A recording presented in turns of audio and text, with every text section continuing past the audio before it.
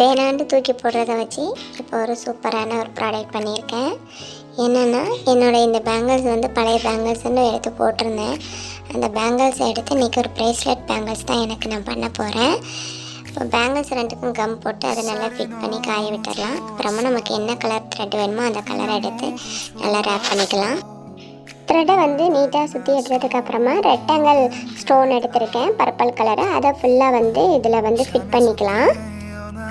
இப்போ வந்து MDF எடுத்திருக்கேன். இந்த MDFல வந்து கொஞ்சம் கோல்டன் கலர் பெயிண்ட் அடிச்சுக்கிட்டா கொஞ்சம் பார்க்க லுக்காக இருக்குன்னு சொல்லிட்டு கோல்டன் கலர் பெயிண்ட் அடிச்சிருக்கேன்.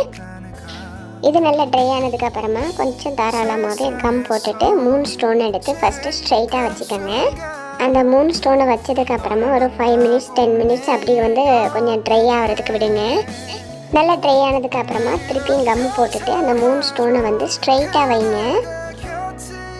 இப்போ பாருங்கள், செகண்ட் லைன் முடிஞ்சிருச்சு. இப்போ தேர்ட் லைன் இதே மாதிரி போட்டுக்கலாம். இப்போ பாருங்கள், சூப்பராக ரோஸ் மாதிரி ரெடி ஆகிடுச்சு. இப்போ பேங்கிள்ஸும் நல்லா ட்ரை ஆகிடுச்சு. இப்போ நம்ம வந்து இதுக்கு கம் போட்டுட்டு அந்த ரெடி பண்ணி வச்சுருக்கேன் அந்த பெண்டன்ட் எடுத்து மேலே வச்சிடலாம். வேஸ்ட்டுன்ட்டு போட்டிருந்த இந்த பேங்கிள்ஸை எனக்குன்னு தான் நான் பண்ணினேன். எவ்வளோ சூப்பராக இருக்குது பாருங்கள். இதே வந்து ஆர்டர் வந்துருந்துச்சுன்னா பேரா பண்ணுவேன். இது வந்து எனக்குங்கிறதுனால சிங்கிளாக ஒன்று பண்ணிக்கிட்டேன். உங்களுக்கு இதே மாதிரி பேங்கிள்ஸ் ரெடி பண்ணணுன்னா எங்களை வந்து காண்டாக்ட் பண்ணுங்கள். நாங்கள் வந்து கஸ்டமைஸ் பண்ணி கொடுப்போம்.